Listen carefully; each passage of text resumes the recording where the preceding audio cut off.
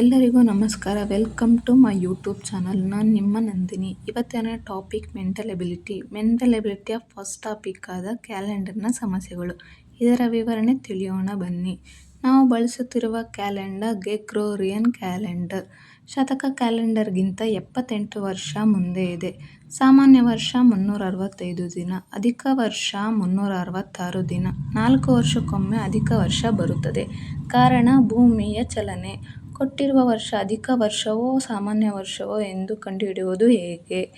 ಇದರಿಗೆ ಉತ್ತರ: ವರ್ಷ ಕೊನೆಯ 2 ಸಂಖ್ಯೆಯನ್ನು 4ರಿಂದ ಭಾಗವಾದರೆ ಅದನ್ನು ಅಧಿಕ ವರ್ಷ ಎಂದು ಕರೆಯುತ್ತಾರೆ. ಭಾಗವಾಗದಿದ್ದರೆ ಸಾಮಾನ್ಯ ವರ್ಷವಾಗಿರುತ್ತದೆ.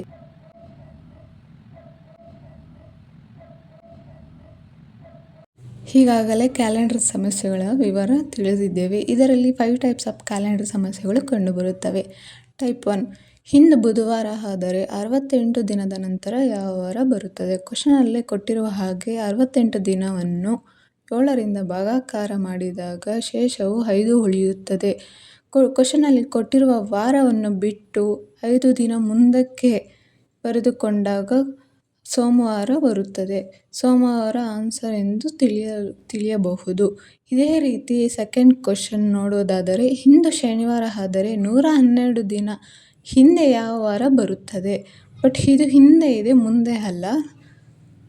ಆದರೆ ಕ್ವಶನಲ್ಲಿ ಕೊಟ್ಟಿರುವ ಹಾಗೆ 112 ದಿನವನ್ನು 7ರಿಂದ ಭಾಗಾಕಾರ ಮಾಡಿದಾಗ ಶೇಷವು 0 ಬಂದಿರುತ್ತದೆ.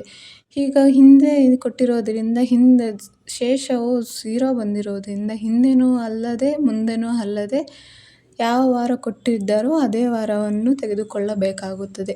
ಇದೇ ರೀತಿ ಇನ್ನೂ ಒಂದು ಕ್ವಶನ್ನು ನೋಡಬಹುದಾಗಿ ಥರ್ಡ್ ಕ್ವಶನ್ ನೋಡಿದರೆ, ಇಂದು ಗುರುವಾರ ಆದರೆ 186 ದಿನಗಳ ಹಿಂದೆ ಯಾವ ವಾರ ಬರುತ್ತದೆ?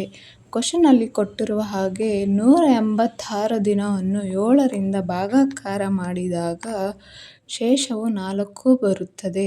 ಶೇಷ 4 ಬಂದಾಗ ಕೊಟ್ಟಿರುವ ವಾರ ಗುರುವಾರ ಆಗಿರುತ್ತದೆ. ಗುರುವಾರ ಬಿಟ್ಟು ಹಿಂದೆ 4 ದಿನ ಹಿಂದಕ್ಕೆ ಹೋದರೆ ಭಾನುವಾರ ಬರುತ್ತದೆ. ಆನ್ಸರ್ ಬಂದು ಭಾನುವಾರ ಆಗಿರುತ್ತದೆ. ವಾಕ್ಯದ ರೂಪದಲ್ಲಿ ಕೊಟ್ಟರೂ ಸಹ ಕ್ವಶನಲ್ಲಿ ಕೊಟ್ಟಿರುವಂಥ ದಿನವನ್ನು 7ರಿಂದ ಭಾಗಾಕಾರ ಮಾಡಿಕೊಂಡರೆ ಆನ್ಸರ್ ಬರುತ್ತದೆ.